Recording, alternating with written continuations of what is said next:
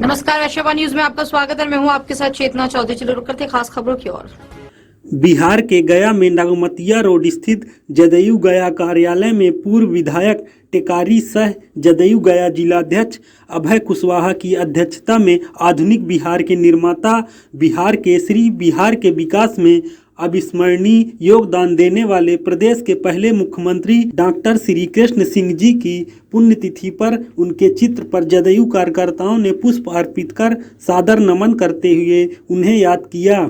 महात्मा फुले समता परिषद गया में कल भोजपुर जिला के जगदीशपुर में नयका टोला मोड़ पर जिस तरह से साजिश के तहत असामाजिक तत्वों ने जदयू सांसद बोर्ड के राष्ट्रीय अध्यक्ष उपेंद्र कुशवाहा पर हमला किया, उसकी महात्मा फुले समता परिषद कड़ी भर्त्सना करता है। जो कि राष्ट्रीय अध्यक्ष, संसदीय बोर्ड, जनता दल यू और साथ ही साथ हम लोग के महात्मा समता फुले परिषद के संरक्षक, आज जिस तरीके से उन पे हमला हुई है, ये हमला उन पर नहीं हुई है, ये हमला तमाम वो गरीब, पिछड़े, शोषित, वंचितों पे हुई है जो नीचे से उठकर नेता बनने की प्रयास में रहते हैं। इस तरीके के कृत्य करने वाले कोई भी व्यक्ति हो, उन्हें कड़ी से कड़ी सजा देनी चाहिए। और मैं तमाम वरीय पदाधिकारियों से ये आग्रह करता हूँ, हमारी महात्मा फुले समता परिषद ये आग्रह करती है कि इसकी कड़ी से कड़ी जांच हो और दोषियों को कड़ी से कड़ी सजा हो। आगामी 2 फरवरी को होने वाला हमारा पूरे बिहार के हर एक जिला में महात्मा समता फुले परिषद के बैनर तले होने वाला कार्यक्रम अमर शहीद जगदेव बाबू का जयंती हम लोग सभी जिला वाइज मनाने का जो संकल्प लिए हैं, वो संकल्प में हम लोग आगे बढ़ रहे हैं और निश्चित रूप से हम लोग एक भव्य कार्यक्रम बिहार में करेंगे जिसका आप लोग सभी साक्षी होंगे। इन्हीं चंद शब्दों के बाद मैं अपनी वाणी को विराम देता हूँ। रणधीर केसरी, प्रदेश संगठन सचिव, महात्मा समता फुले परिषद। वित्त मंत्री निर्मला सीतारमण द्वारा आज पेश किए गए बजट को अभूतपूर्व बताते हुए भाजपा प्रदेश अध्यक्ष डॉक्टर संजय जायसवाल ने इसे भविष्य के सशक्त भारत की बुनियाद रखने वाला बजट करार दिया है। प्रधानमंत्री श्री नरेंद्र भाई मोदी जी को और माननीय वित्त मंत्री निर्मला सीतारमण जी को बहुत बहुत बधाई। यह बजट गरीबों, पीड़ितों, वंचितों, शोषितों का और मध्यम वर्ग परिवार के लिए एक बहुत बड़ा बजट है। और खास करके जो प्रधानमंत्री आवास में वादा था माननीय प्रधानमंत्री जी का, 66% रकम बढ़ा करके सभी गरीबों को मकान हो जाएगा। यह पहला बजट है जिसमें मध्यम वर्ग को इतनी बड़ी छूट इनकम टैक्स स्लैब में दी गई है।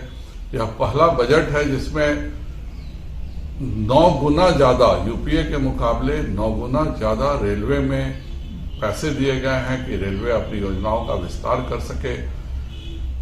19 के मुकाबले ही 6 गुना ज्यादा बजट सड़क पे दिया गया है। 50 से ज्यादा एयरपोर्ट का पैसे दिए गए हैं। यह पूरा एक औद्योगिक शक्ति कैसे भारत बने इसके लिए है। पर दुखद बात तो बिहार की है कि वहां के माननीय उप मुख्यमंत्री जी को बजट की समझ नहीं है। वह इतना भी नहीं जानते हैं कि जो केंद्र सरकार की राशि है, अपना विभाग में जमीनों का अगर अधिग्रहण कर लेते तो आज हमारे पास 5 नए एक्सप्रेसवे होते उत्तर प्रदेश की तरह। हमारे पास भी 3 नए एयरपोर्ट बन सकते हैं। हमारे पास भी लॉजिस्टिक पार्क बन सकते हैं। उद्योग का जो वातावरण माननीय शाहनवाज हुसैन, तारकिशोर प्रसाद, जीवेश कुमार, नारायण प्रसाद इन सब के साथ बना था और जिसके कारण बिहार इस बार के इकोनॉमिक सर्वे में दिखाया है कि 21-22 में 15.5% के दर से तरक्की किया है। प्रति व्यक्ति की आमदनी 43,000 से सीधे 49,000 हो गई है, पर देश की आमदनी 1,97,000 है। और इतना बड़ा अंतर केवल और केवल 1990 से 2005 के लालू जी के कुकर्मों के कारण है, क्योंकि 15 साल बाद भी 6,000 से। वित्त मंत्री निर्मला सीतारमण द्वारा आज पेश किए गए बजट को अभूतपूर्व बताते हुए भाजपा प्रदेश अध्यक्ष डॉक्टर संजय जायसवाल ने इसे भविष्य के सशक्त भारत की बुनियाद रखने वाला बजट करार दिया है। प्रधानमंत्री श्री नरेंद्र भाई मोदी जी को और माननीय वित्त मंत्री निर्मला सीतारमण जी को बहुत बहुत बधाई। यह बजट गरीबों, पीड़ितों, वंचितों, शोषितों का और मध्यम वर्ग परिवार के लिए एक बहुत बड़ा बजट है। और खास करके जो प्रधानमंत्री आवास में वादा था माननीय प्रधानमंत्री जी का 66% रकम बढ़ा करके सभी गरीबों को मकान हो जाएगा। यह पहला बजट है जिसमें मध्यम वर्ग को इतनी बड़ी छूट इनकम टैक्स स्लैब में दी गई है। यह पहला बजट है जिसमें 9 गुना ज्यादा यूपीए के मुकाबले 9 गुना ज्यादा रेलवे में पैसे दिए गए हैं कि रेलवे अपनी योजनाओं का विस्तार कर सके। 19 के मुकाबले ही 6 गुना ज्यादा बजट सड़क पे दिया गया है। 50 से ज्यादा एयरपोर्ट का पैसे दिए गए हैं। यह पूरा एक औद्योगिक शक्ति कैसे भारत बने इसके लिए है।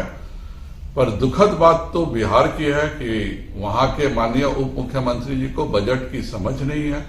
वह इतना भी नहीं जानते हैं कि जो केंद्र सरकार की राशि है अपना विभाग में जमीनों का अगर अधिग्रहण कर लेते तो आज हमारे पास 5 नए एक्सप्रेसवे होते उत्तर प्रदेश की तरह।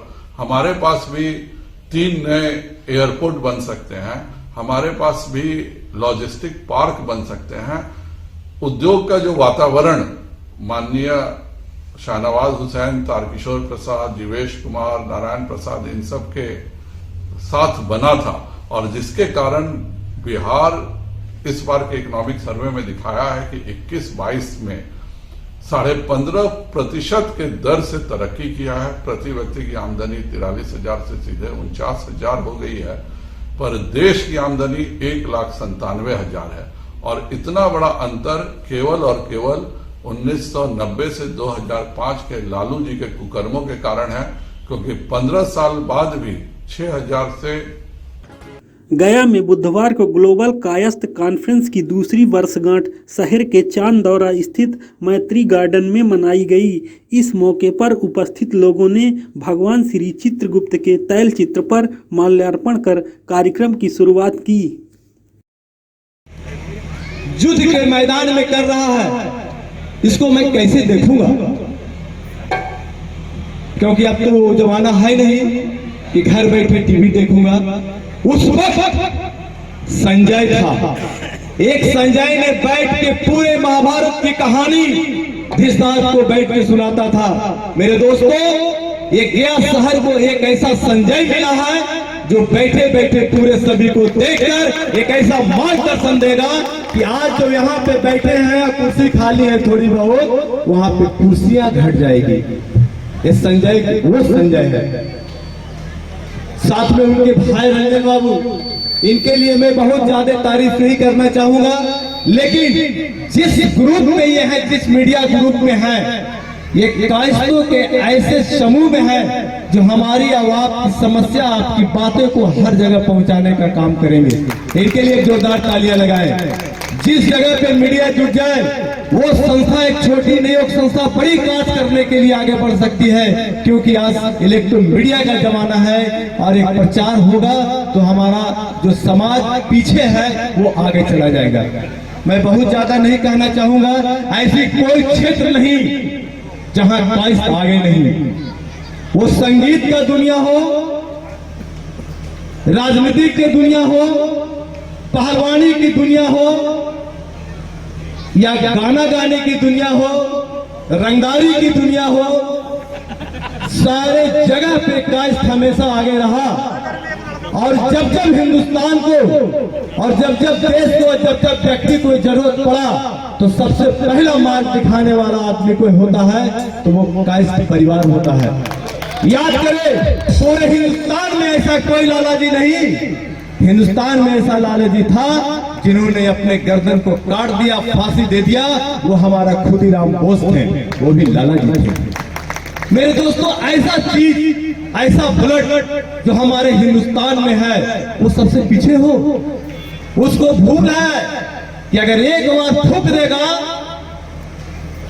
तो हर जगह पे ऐसे छाएगा जैसे आज इस जगह पे गुलाब का फूल छाया हुआ है और महाभारत का संजय जैसे आज हमारा संजय छाया हुआ है। मैं संजय जी से अपील करूंगा।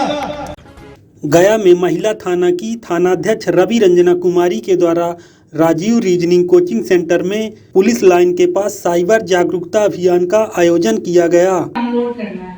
उसके बाद ऐप्स को डाउनलोड करते समय देखेंगे कि उसकी रेटिंग क्या है, कितने लोगों ने इसको डाउनलोड किया है, 3 स्टार है, 4 स्टार है, 5 स्टार है, 4.5 है या 2 स्टार है।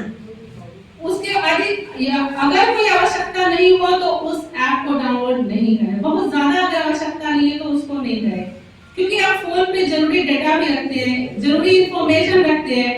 नहीं तो फिर जरूरी इंफॉर्मेशन फोन में मत रखिए, जैसे कि अकाउंट नंबर, एटीएम का पासवर्ड, ये सारी चीजें आपके मोबाइल में नहीं होनी चाहिए। ठीक है। एक ऐप्स जो होता है वो उसका एक सीधा एग्जांपल है कि जैसे आप घर के अंदर हो और कोई भी आने जाने वाला व्यक्ति आपका डोर नॉक कर देता है तो आप सबके लिए दरवाजा खोल देते हैं? नहीं। एक ऐप्स को डाउनलोड करते तो क्या क्या चीज मांगता है आपसे परमिशन? वो आपके कॉन्टेक्ट का परमिशन मांगता है, आपके गैलरी का परमिशन मांगता है, आपके कैमरा का परमिशन मांगता है, माइक्रोफोन का परमिशन मांगता है। तो उसी प्रकार से मान लीजिए कोई अनजान व्यक्ति आपके घर में आ गया, आप उसको नाश्ता पानी भी कराएंगे और जैसे नाश्ता पानी करने लगा कहेगा कि अब तुम अपना एल्बम दिखाओ, क्या दिखाएंगे उसको? नहीं दिखाएंगे। वो आपके रूम में आएगा, कहेगा आपकी हर बात को सुनेगा। क्या हर बात आप सभी को शेयर कर देते हैं? नहीं करते। तो वैसे ही ये ऐप्स है, बिल्कुल मेहमान जैसा आपके फोन में आकर बैठेगा, आपकी बैटरी खाएगा, आपका डाटा खाएगा, जरूरी इंफॉर्मेशन चोरी करेगा, आपकी गैलरी को देखेगा, उसको रीस्टोर करेगा, माइक्रोफोन की परमिशन भी देते हैं, अपने लोकेशन की भी परमिशन देते हैं। और अगर ऐप्स ही लोड करना है तो कम से कम इन सब परमिशन को उसमें नहीं देना चाहिए। लेकिन कुछ ऐप्स ऐसे होते हैं जो बिना परमिशन के ओपन नहीं होते या खुलते नहीं है। साथ इस बुलेटिन में फिलहाल इतना है। बाकी की खास खबरों के लिए आप देखते रहिए वैश्य न्यूज। नमस्कार।